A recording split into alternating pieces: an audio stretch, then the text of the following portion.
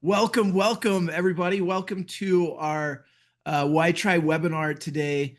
Uh, Appreciate everybody showing up. My name is Jason Johnson. I'm going to serve as kind of the host moderator.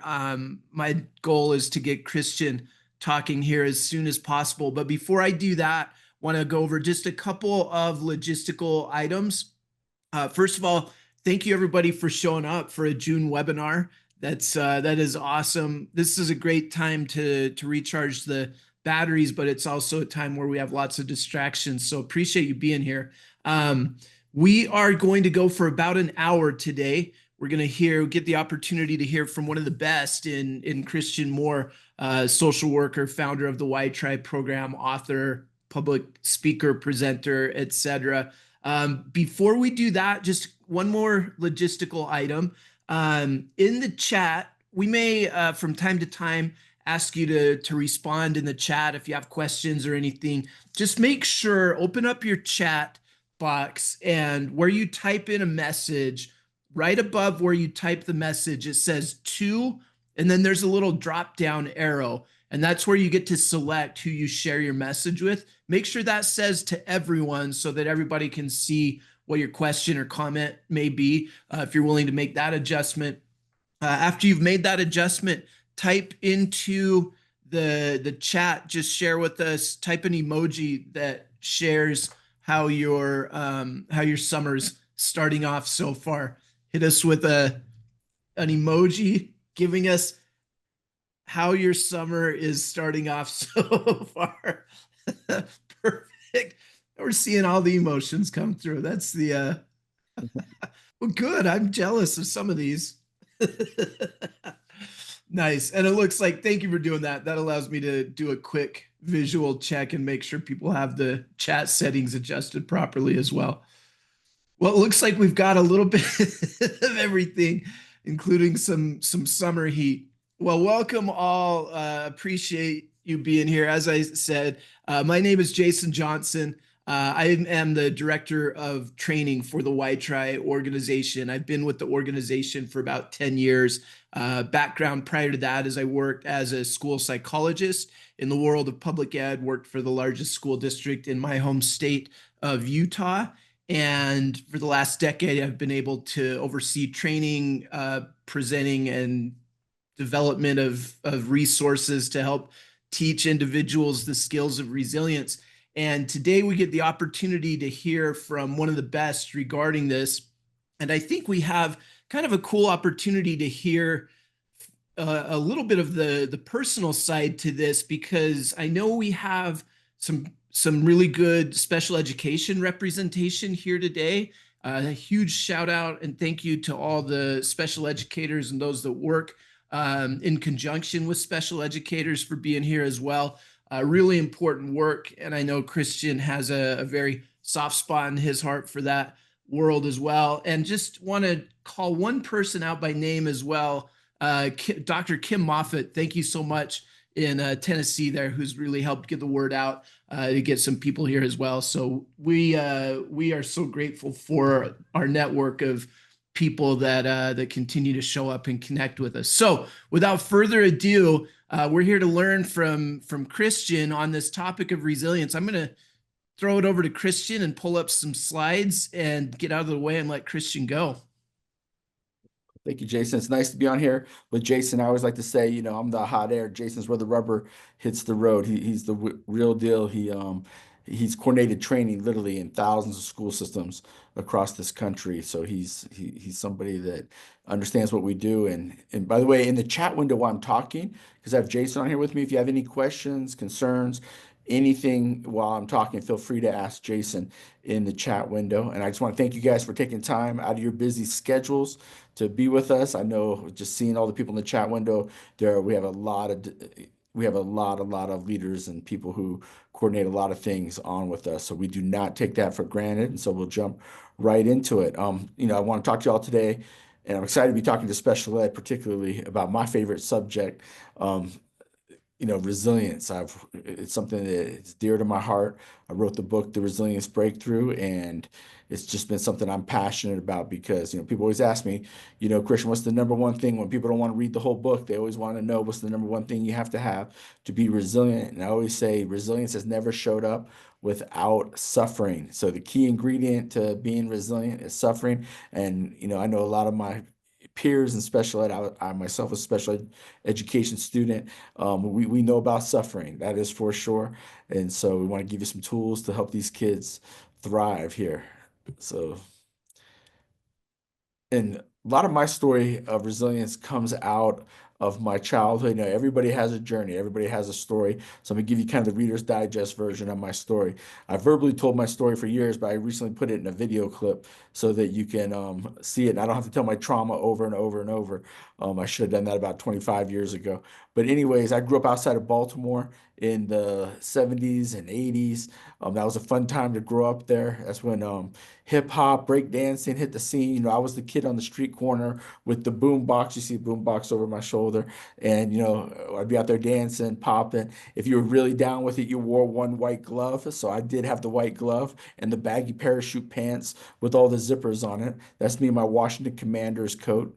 Now our Commanders are starting to win football games, which is driving Jason crazy because we beat his Broncos in the Super Bowl several years ago. And I got to rub it in where I can, even if it's live, it's better to do it live. And then both my parents had some mental health struggles. And again, I had some severe learning disabilities, especially in math and reading. And because of that, I really didn't have a lot of hope I was going to leave my neighborhood, to be frank with you.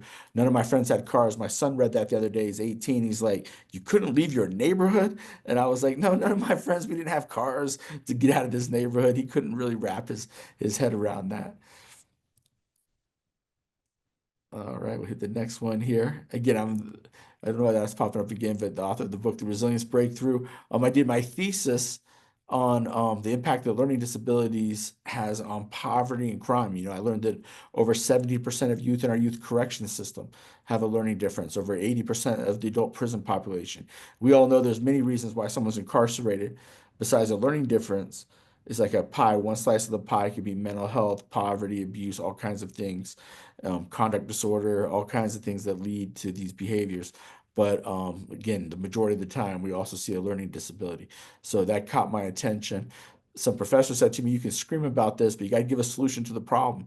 I came across, this was kind of the start for the solution of the problem.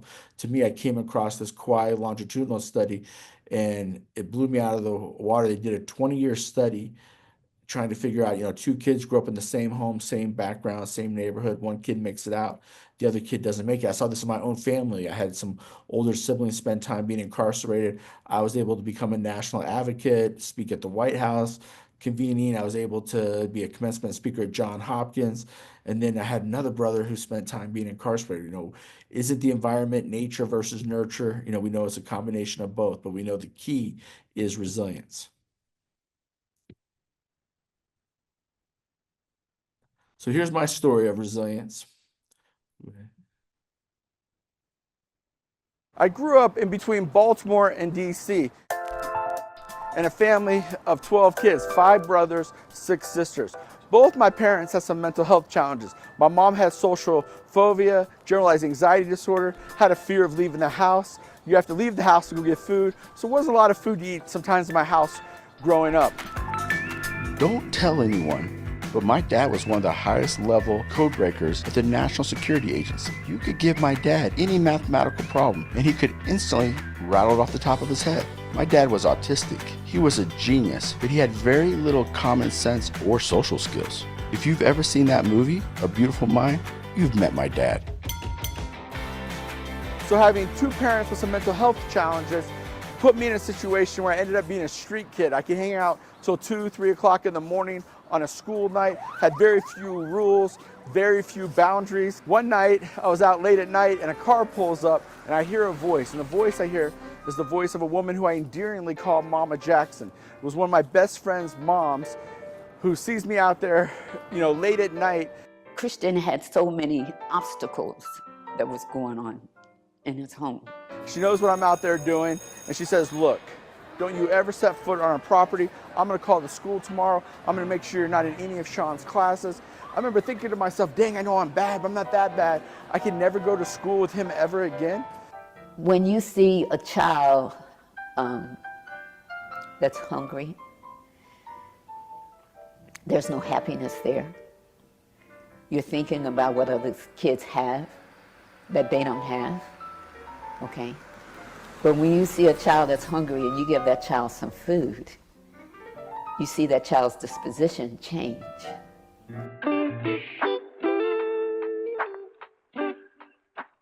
Going to school was very difficult for me. As a child, I was diagnosed with ADHD, conduct disorder, and severe learning disabilities. When I was sitting in a classroom, oftentimes, I was embarrassed. When I got called out loud, I would act up and get in trouble instead of embarrassing myself because I didn't know how to read or didn't know how to do basic math. So, for me, it was like going to the doctor's office every day, going to school. I had a hard time telling time. When I was even 17 years old, I couldn't tell time on a hand clock. To me, 4:45 equals 25 minutes to 5, but they tell me a quarter's 15. But how could a quarter not equal 25?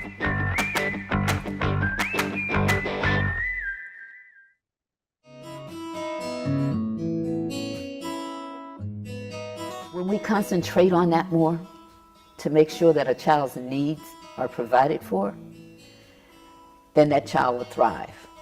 I know that I'm loved, and I know that this person is going to feed me to make sure I have what I need.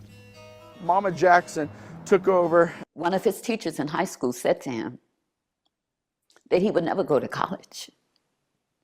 Christian went to college. Growing up in between DC and Baltimore, I saw many social problems in my community, in my neighborhood. I saw poverty, I saw hopelessness at times. I even saw some violence. But I remember walking to school one morning and literally seeing one of my best friends evicted from his house. His furniture was all throughout his front yard. I could see the heartbreak in his eyes, his parents' eyes. And I knew in that moment, I wanted to be a social worker. And I knew I could not become a social worker unless I went to college.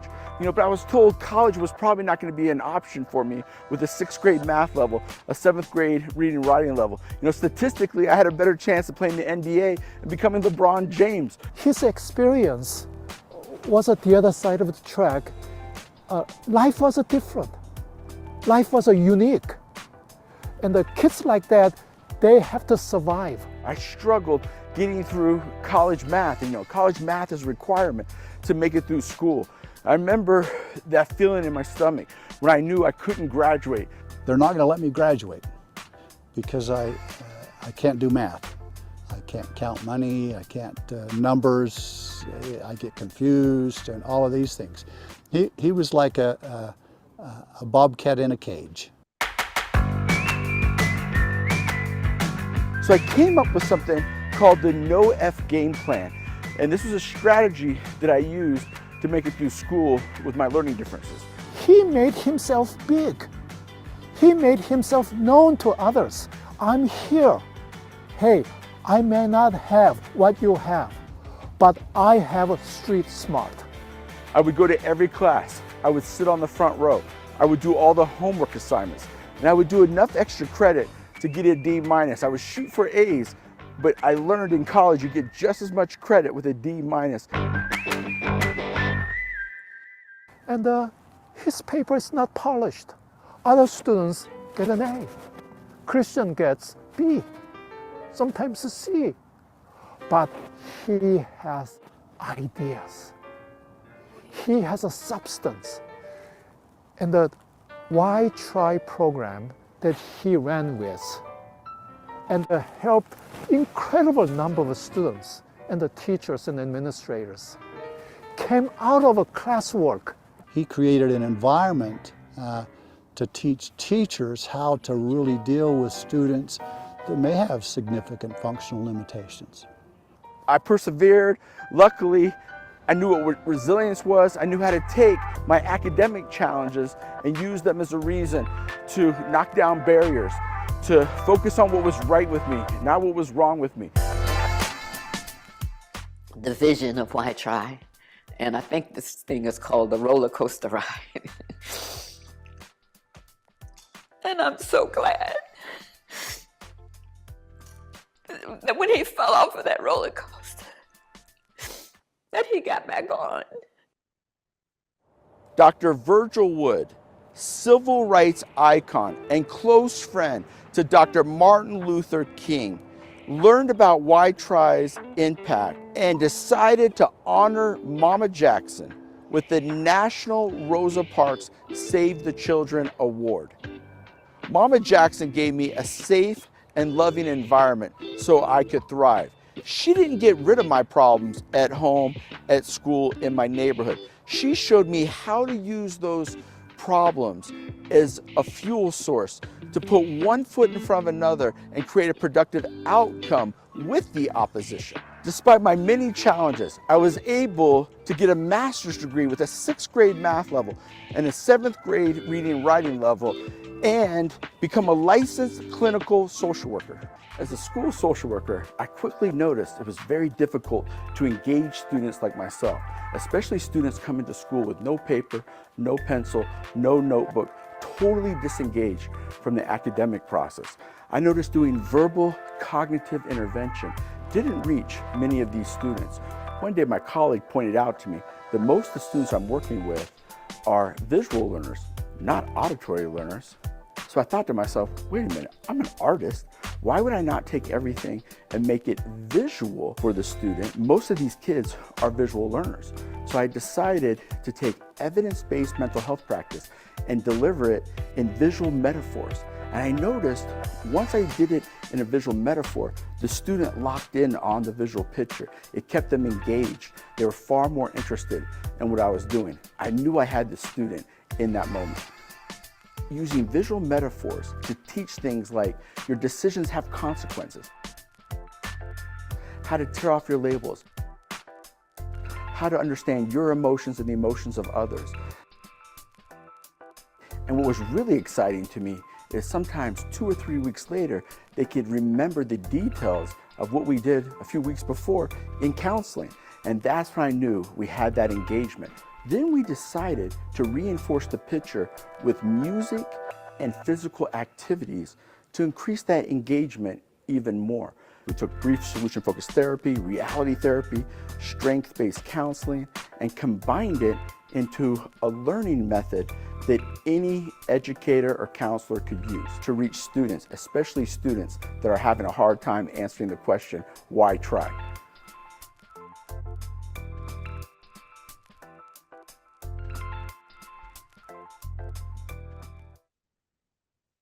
Right. Well, that takes you into my childhood quite a bit, and how I got so interested in the subject of resilience and making sure every kid has access to the tools that I got access to. In my book, I wrote a little article. It was actually an article I wrote before the book that ended up being in the book. But someone just asked me, what was it like for you as a special education student? Since there's a lot of special education educators out there, I wanted to read this to you. And this is entitled, this is on actually page 100 if you have the book, The Resilience Breakthrough.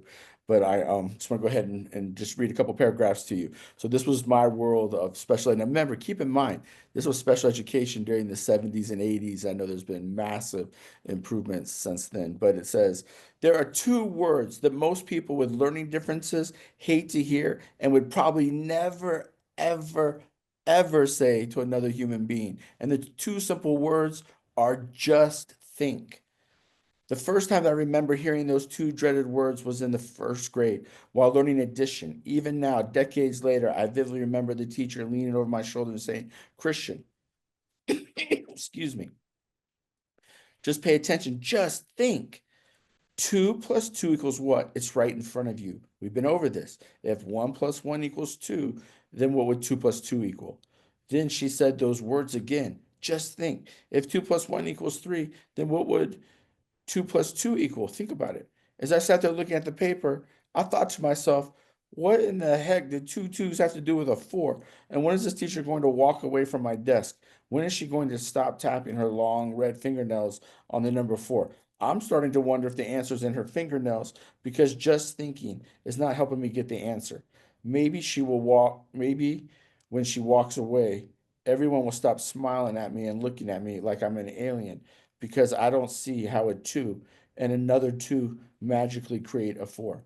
And by the way, when I share this in prisons and detention centers, often kids, last time I did this in a prison, the inmates started stomping their feet on the floor in rhythmic unison. And I said to the inmates, how many of you were in special ed? About 80% of them raised their hand. And so it's interesting when I read this to inmates today, and this year, it's been fascinating to see their response. Later, I find myself in a special spelling class. I've been informed I was special because I was the only kid in the third grade who couldn't spell his name. Instead of the teacher standing over my shoulder for a few minutes with 30 other kids in the class, it was just me and another teacher in the room. And she would stand over my shoulder sometimes for a whole hour.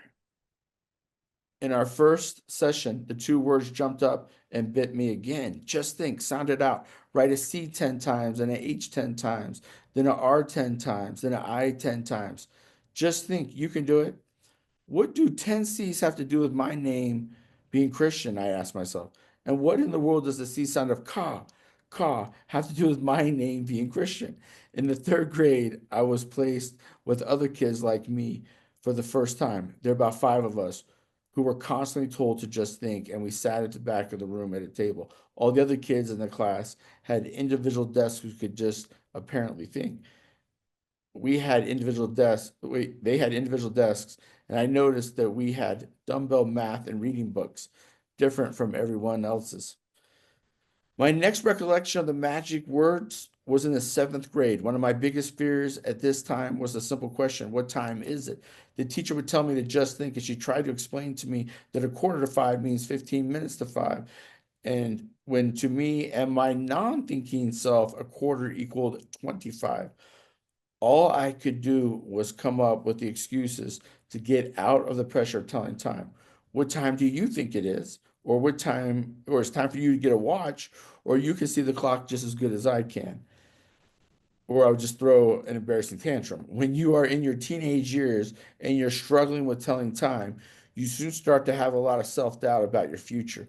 And how will you be successful and make a living when doing something as simple as running a cash register at the local McDonald's seems impossible and terrifying?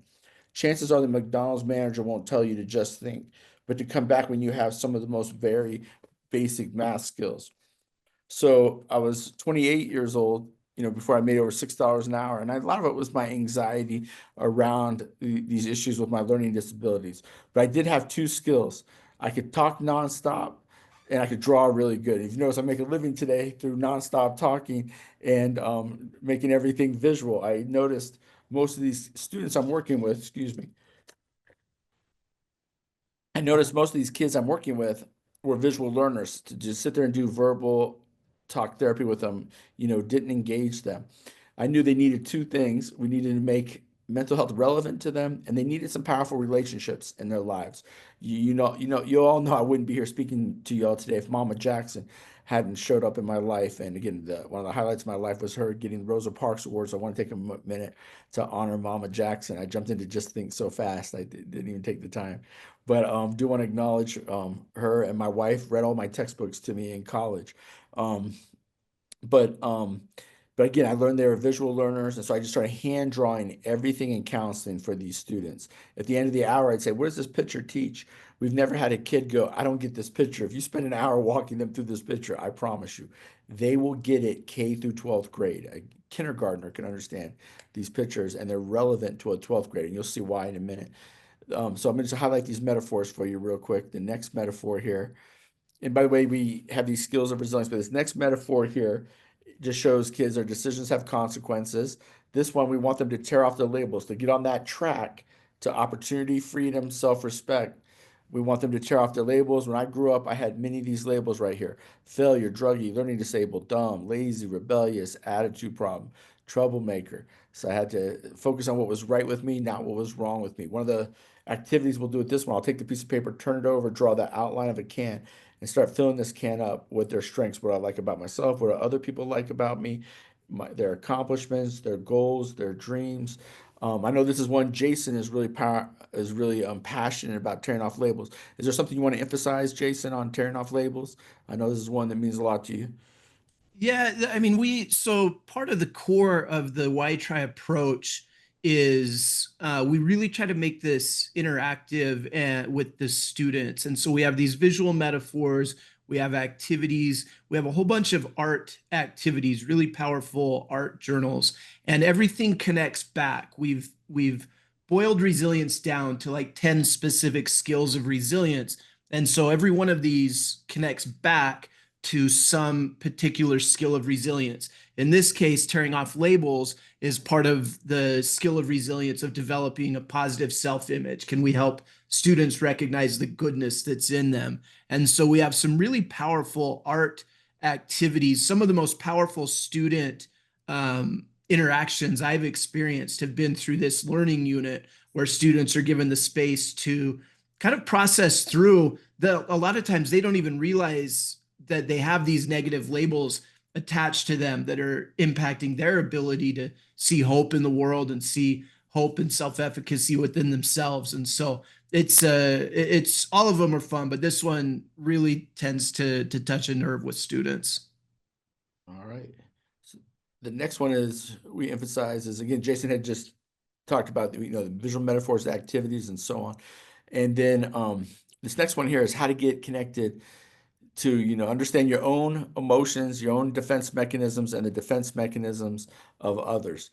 So we have them write in on the left-hand side, their negative defense mechanisms, the right-hand side, their positive. And we talk about how those responses impact what's happening to them. When I was in school, the teacher would say to me, Christian, turn to page 130 and read out loud. I didn't know how to read, so I swear at the teacher, punch the kid next to me because I'd much rather be sent to the principal's office for acting out behaviorally than having everybody laughing at me because I don't know how to read. Now I realize why was I doing that? It's because I had no control over my defense mechanisms.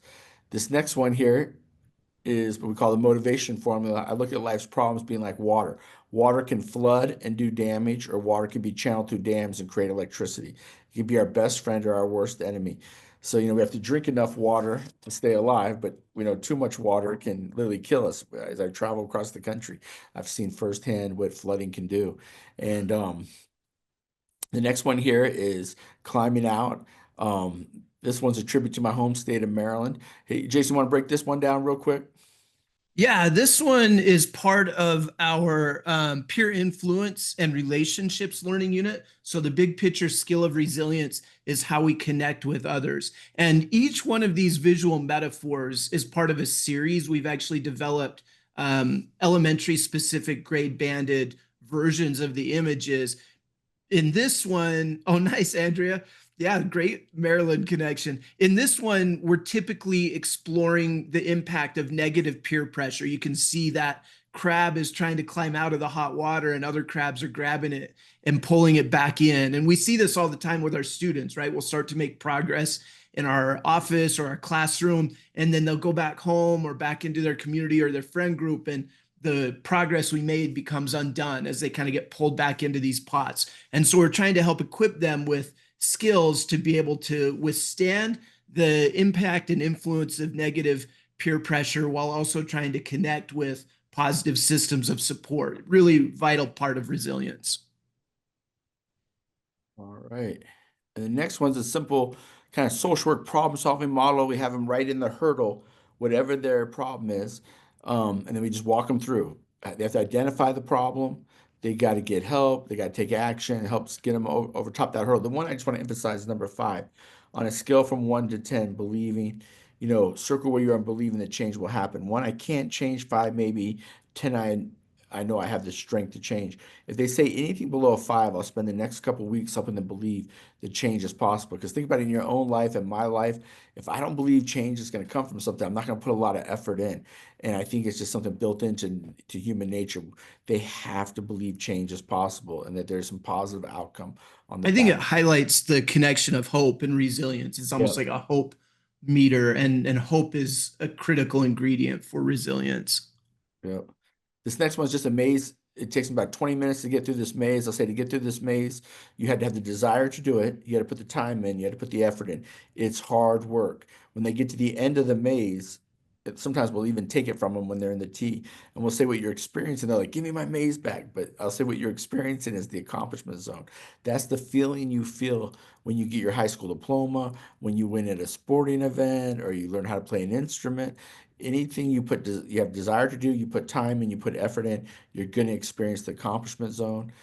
The next one here. Now we're spending like 30 seconds on these. These things are like elaborate lesson plans, like Jason was sharing. Hey, Jason, you want to share this one here with lifting the weight? Yeah, absolutely. Again, each one of these connects with a skill of resilience. And the visual metaphors, these pictures you see, are used to lead a discussion, kind of a conversational discussion. By the way, I know we have several YTRI users on here. Here's a little bit of a teaser for you, and I'll put my email up at the end if you have questions about it. But we now have student worksheets for these as well that have a self-guided element where you can give a worksheet with the image to the student for them to work on some things between time that they spend with you. But in this particular one, like I can't see all you, but if I said raise your hand if you currently work with any students that struggle following the rules, laws, or guidelines of society, I'm guessing all your hands would go, yeah, there they are. The virtual hands are going up. So this is a great place to address that, because it turns out that self-discipline and taking responsibility and following expectations are a critical skill of resilience. So this visual illustrates that, because you can see the weightlifter here, there's kind of two sides to him. There's the side that's lifting the weight, that's very muscular. It's built, all the muscles built out. That weight represents things that are expected of me, rules, laws, guidelines. And when we follow those and lift that weight over and over, we build muscle, the muscle of self-discipline. The other half of the weightlifter doesn't have any muscle. He's got very skinny leg and arm.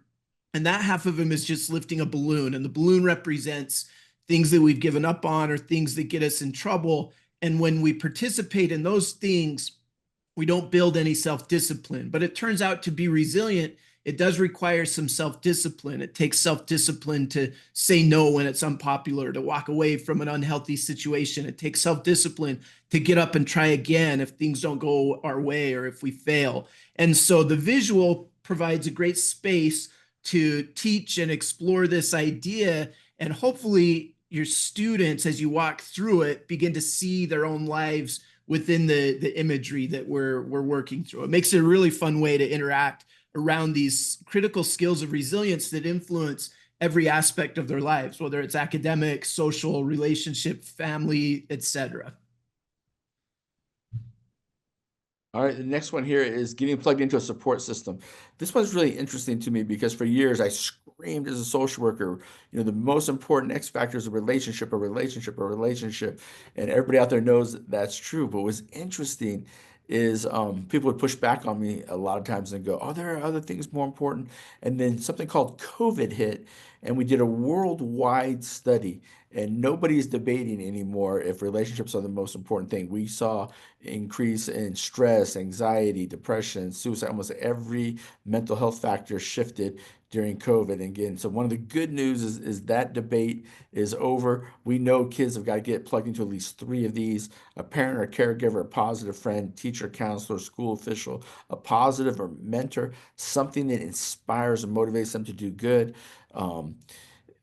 The combination, again, of 3 of those, you're probably going to make it, is what the data shows. If you do not have at least 3 of these, it's very difficult. And the last picture here is seen over the wall. And I'm going to have Jason explain this one. It's kind of the big picture. I'll have Jason explain this one, and then he's going to share a couple things, and I'll be back in a few minutes. Go ahead, Jason.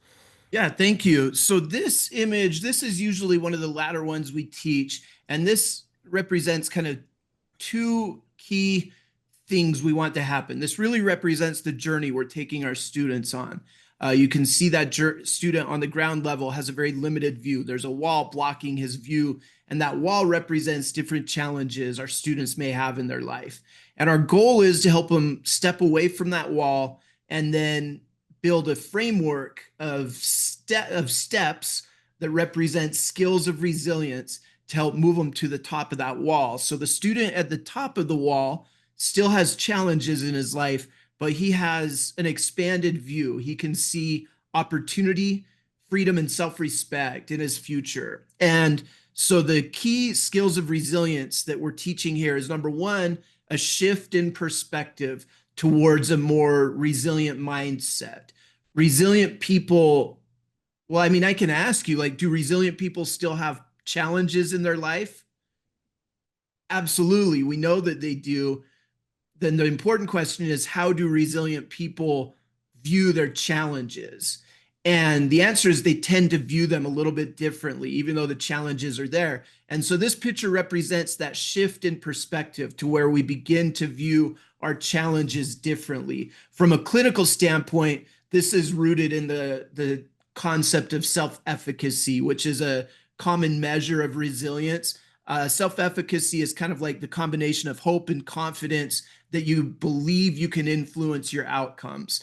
And resilient individuals typically have a higher level of self-efficacy. And so that's what we're trying to draw out here.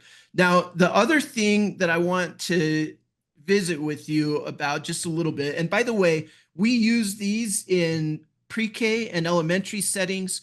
We use these in middle school settings. We use these in gen ed and special ed settings, high school settings.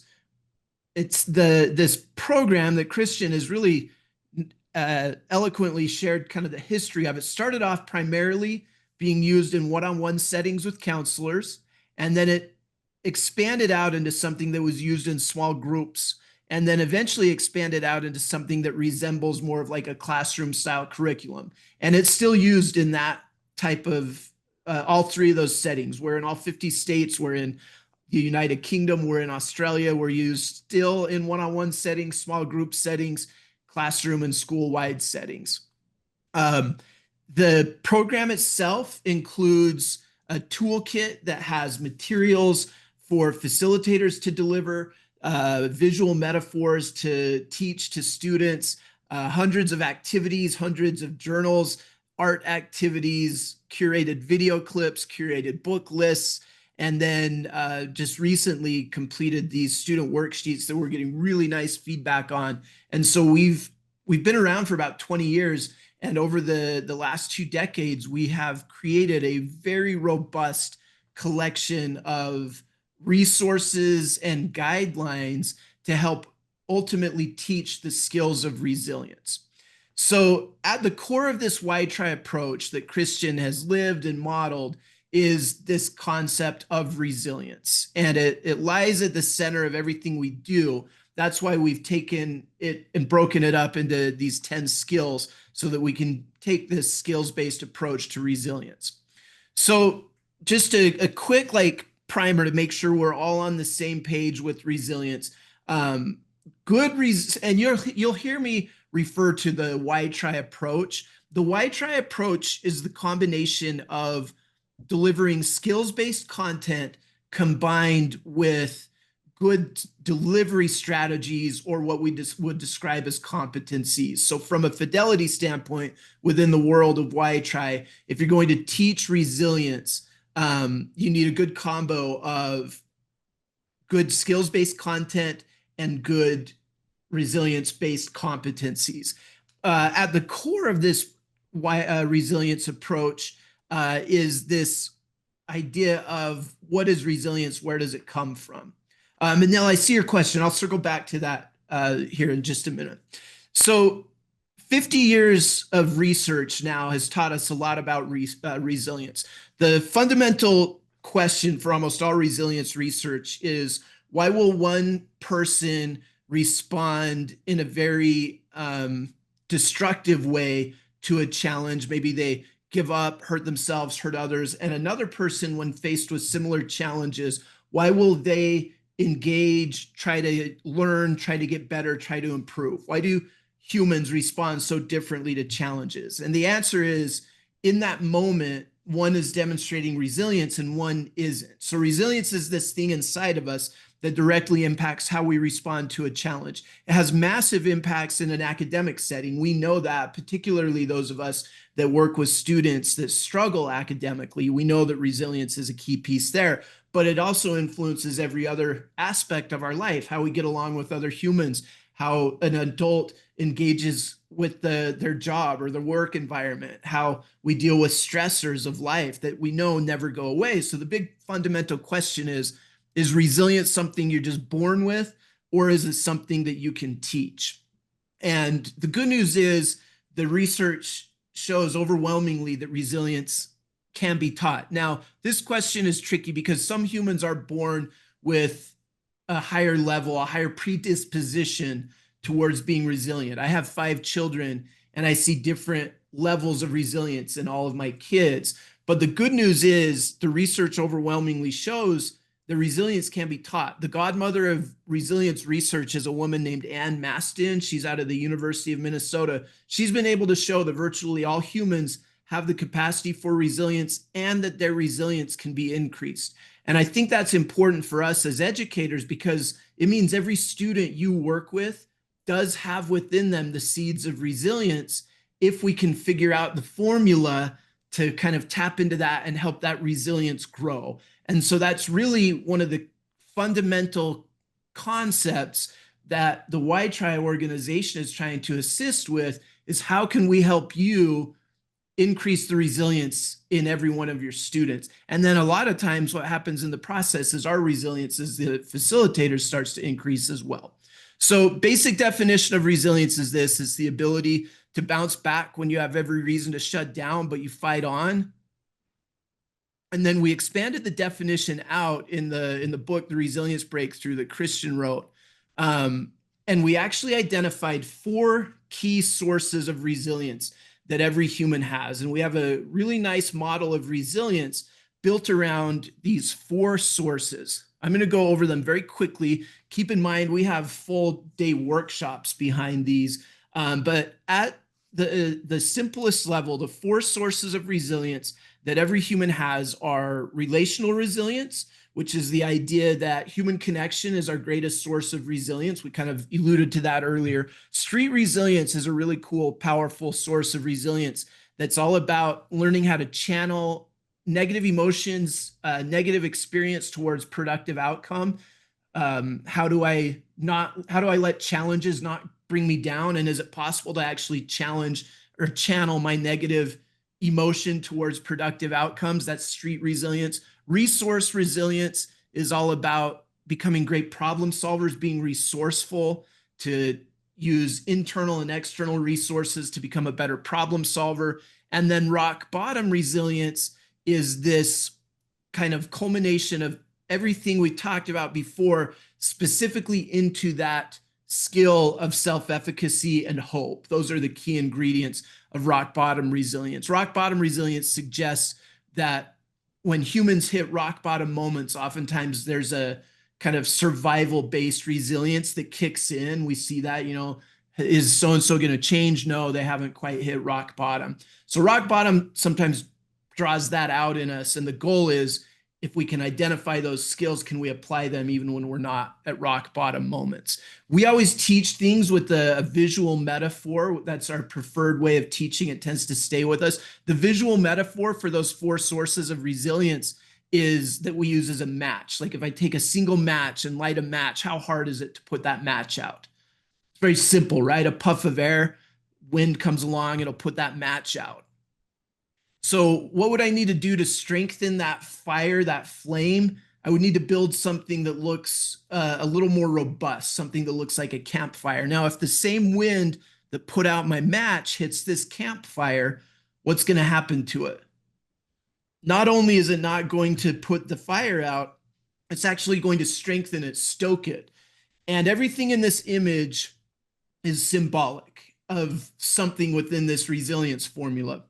The fire represents our resilience. The wind represents challenges or adversity.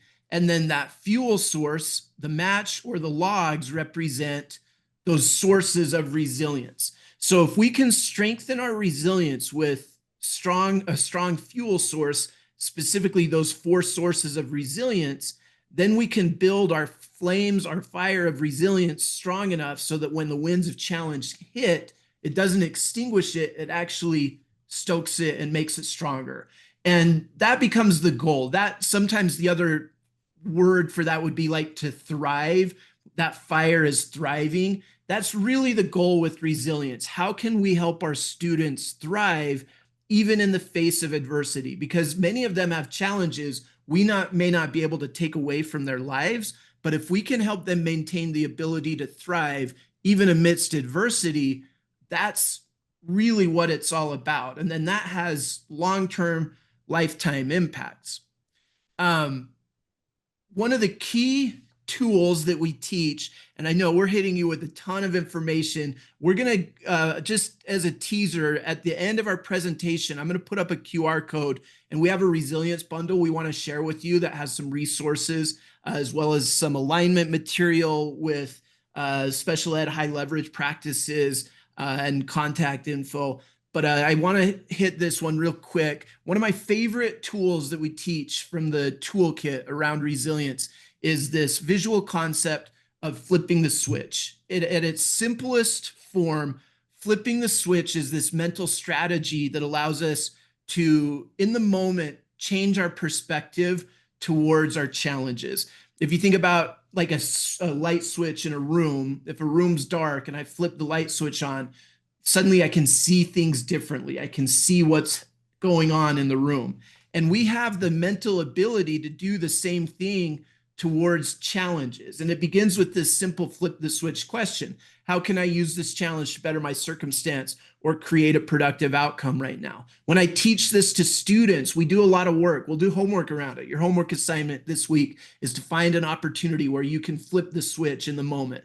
And then we process it after. And then it becomes this great verbal cue where in the moment, in a stressful moment, difficult moment in the classroom, I can ask a student, hey, what can we do to flip the switch right now? I need you to flip the switch. Let's see if we can flip the switch on this. And in that moment, mentally change our perspective towards that challenge. That's the very first step towards being resilient. I'm going to throw back to Christian here. Before I do that, just in response to Mynell's question, the optimum student-teacher ratio for this program, great question. It's like anything in education. The lower the ratio, the more direct you're going to be able to offer instruction. We have people that use it, counselors that use it in one-on-one settings. It's great. My preferred model, because resilience is built so much around relationships and connections, I think small groups are the ideal setting. So like a small group of 6 to 8 to 10, maybe 12 gives you a really nice ratio to still be able to give direct instruction, but then you have the benefit of a small group to be able to do some of the activities are all about how we interact with others. So I think the optimum would be small groups, but we've got our toolkit takes into account the likelihood that people will be using in both one-on-one settings and larger group settings as well. And so we have resources to accommodate all of those. So whatever the reality of your circumstance is, there's resources for you. If you have the luxury of being able to determine your group size, small group, I think, is ideal. Hey, Jason, great question. Christian, I'm going to throw to you now. Yeah, hey, Jason, can you skip ahead? Just skip ahead to the battery. I'm just going to kind of tie the model together, resilience. Perfect, Yep. perfect. So the Why Try program, those are skills of resilience, right? Specific, hard work, determination, your decisions have consequences, how to tear off your labels. Those are all skills. So now I just want to make sure you guys want to end with, because I agree with Jason, we've given you guys a ton of information, but I just want to end with a really simple model of resilience. And this is kind of what my book focuses on. So the first thing you have to be resilient, you have to have suffering. The second thing you have to do is flip that switch. Ask yourself, how do I use that suffering as a resource? How do I use that suffering as my best friend? That's that flip the switch question that Jason was talking about. And the third thing we want them to do is we want people to maximize their positive as well as their negative emotions.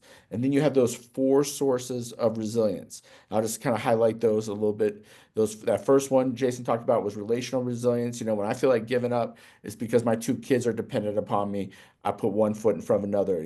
Cooper and Carson, my kids, right? We're motivated by other human beings. The second place resilience comes from internally is that is that street resilience, where you use any type of judgment, disrespect. I was told I couldn't go to college because of my learning differences. I used that and actually got into college textbooks. I'm in 3 introduction school social work textbooks. textbooks as evidence-based RTI, PBIS. So the professor who told me I shouldn't be in college, shouldn't have had the opportunity, he actually has to lecture on my theories now. Now you might say, Christian, you're bragging. I would say that's street resilience. And then resources, just maximizing your talents, your abilities, your resources, and then that rock bottom resilience. All of us have our worst moment of our life, and that rock bottom is in that striving.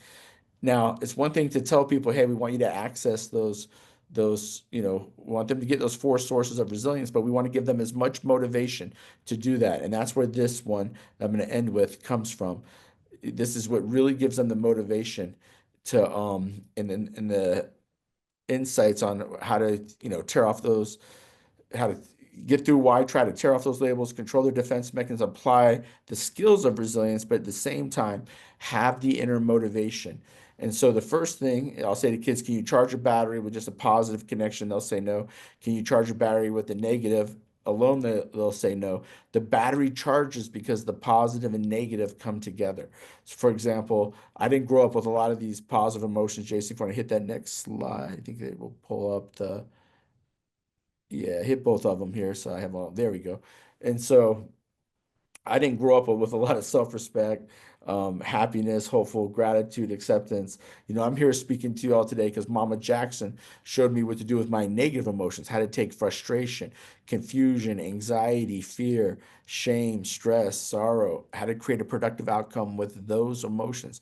If you think about it, you have twice the fuel source to bounce back if you can maximize both your positive and negative emotions. All of us have 40 to 70,000 different emotions during the day. And some of those emotions are going to be positive. Some of those emotions are going to be a little bit more negative. But the ability to use both gives you twice the fuel source to bounce back. It's going to literally say on my tombstone, there's no law in the universe that says you cannot take a negative emotion and create a productive outcome with it. But most of us have been socialized the opposite, that if a negative emotion exists, you got to get rid of it as fast as possible. And we know we don't even choose our thoughts and some of our emotions. They're like clouds floating by. They show up and we react 100 different ways to them. But when you have awareness, and this is why mindfulness is the fastest growing theory basically on the planet, it's one of the most empowering things, is to realize that, look, I don't choose some of my emotions, but I can choose how I respond. And again, there's no law that says you can't use the negative emotions. And you saw the picture of Christopher Reeves popping up there. Christopher Reeves took, being paralyzed, and he put all of his pain, his anger, his sadness into his rehab and made a huge difference for the paralysis community. And so I was teaching this not too long ago by the University of Iowa, and there were a bunch of professors in the humanities department there.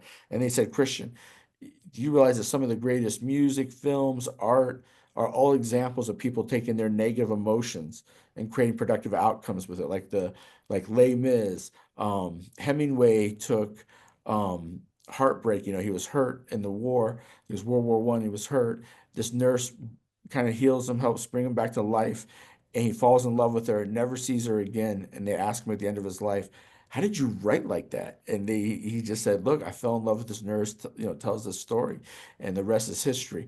Picasso, with his art, he took the War of Spain, seen his countrymen get killed in the War of Spain, and put it into his art. His art is worth like billions of dollars now. And so the greatest artists, the greatest musicians, they said it's the #1 funeral talk is what people do with their negative emotions. And so I tell these kids, if you feel sad, hurt, or angry, nothing's wrong with you. That's as normal as breathing. That's as normal as the human condition. And it's one of the most empowering things. It's actually harder sometimes to teach this to adults. But I want to kind of just sum it up here, kind of end here what I'm going to do. But I want Jason to share with you how to access, again, there's so much more with this resilience. And by the way, this has been a special group. This group is a very diversified group. I'm going to offer something very special, something I rarely offer. I will do a free workshop, since this was rushed on resilience. I will do a 1-hour free workshop just on resilience, just on my book. If you put in the chat window you're interested in that, or Jason's going to give you a QR code, just contact us at whytry.org and let us know you're interested. Yeah, best way to do it, I'm going to put up a QR code, And if you're interested in that, it would be a virtual workshop, but really powerful opportunity. I rarely see Christian offer that. I think part of it is because special educators always have his heart. But I'm going to put up a QR code, and hit this QR code if you're interested, and it'll allow you to give us your opportunity or your contact information here. Let me go back. There we go. So just to highlight, as to bring it full circle, we went through those 4 sources. We've given you a model, and this is just, we barely scratched the surface on this. And, kind of the culmination of everything is this idea of rock bottom resilience that Christian talked about. And we know we have so many students, and right now, unfortunately, we even have some faculty and educators that are in rock bottom moments right now. Education's really tough right now. And so resilience is so critical, not just for the students, but also for the adult staff. And so this opportunity to understand the model and to dig into it at a greater level is so critical. Here's the QR code. If you're interested in taking Christian up on that virtual workshop, hit that QR code. It'll allow you to put in your information. You can also send an email to me, jason@ytri.org. I'm going to put up my own email address here in just a minute, but I'll leave this QR code up for just a minute. This will also be the code. If you want our resilience bundle and more information, hit this QR code and we will be happy to share with you. If any of you don't have a phone that works with the QR code, you can just shoot me a direct email, jason@ytri.org. But if you want that bundle, the easiest way to get it, and the bundle will include access to our webinar series, a lesson plan, a parent guide to resilience. There's quite a bit in the bundle, and we would love to visit with you more even about some of these student worksheets. One other thing I want to share with you that may be helpful is we have, and I'll put that QR code back up here in just a minute, but we've recently put together an alignment doc. We know that in the world of special education, high leverage practices are a key piece of the puzzle right now. And so we have, I'm going to show you this, and we have this alignment doc. If this would be helpful to you, I'll give you my email address again, and I will be happy to email this, a PDF of this document. For those that are currently using YTri, this can help you align with high leverage practices. For those that may be interested in bringing YTri in, but need to understand how it aligns with high leverage practices, I'll be happy to get this doc to you as well. The easiest way to get the doc, that will not be part of the resilience bundle. Easiest way to get the doc, if you want that alignment doc, is to just shoot me an email, jason@ytri.org. I'll put it in the chat again. So if you want the alignment doc, email me. And then if you want the bundle, I'll put the QR code back up one more time. Otherwise, I think we are about out of time. We'll stick around if any of you have any questions, but want to conclude just with a huge thank you on a personal note. I love all educators, but special educators saved me my first year as a school psych. I was in over my head. It was a really discouraging, hard first year. And there were 2 special ed teachers. I feel so bad. I've apologized to them since, but they were so nice. I would go take their prep period every day, and I would go in there and I would vent and I would ask questions and I would say, I don't know if I can do this. And they were so nice. They always saw the best in me. They were like, you're going to be really good at this. I can tell you're good at this. First year is always hard. And I ended up becoming a really good school psych, in large part because of direction and guidance I got from not just great educators, but specifically some really good special educators that oftentimes are some of the best educators in the entire school. So thank you to all of you. And for those that do work in the world of special ed, thank you so much for the work that you're doing. But thanks to all educators. It's a tough time right now in education, and we really appreciate you. Christian, you want to add anything? Yeah, I just want to say I watched Jason work on those, the ability for students to fill out all the information themselves, those worksheets, and he did an incredible job on that. And I'm telling you guys, that's a game-changing resource if you can use those, access those. Basically, I'm giving away my keynote speech. I do a keynote speech on resilience, and this time of the year, I know couple people, I'm sure you're thinking of people that would benefit by hearing this message. It's just a way for you, if in your district, if you want to get anywhere from 5 to 100 people together, I'll do a free workshop on resilience, and I promise you we'll get a good response. I was very rushed there. I feel bad, so we want to really fix that. And you guys are my heroes. Again, I know it's the toughest time I've seen in education, and you guys are doing amazing work, and we just want to give you resources and grab that parenting guide. We have that free parenting guide that you can access. There's a lot of free resources there on that QR code, and we look forward to collaborating with you. We need warriors. We call them Y-Tri Warriors, and the Y-Tri Warriors have shown up for 27 years, and we need some warriors out there. We need some people to stick their necks out and help us get some tools to these students, and we work in conjunction with you. One thing I'm proud of our organization is we don't just come in and leave.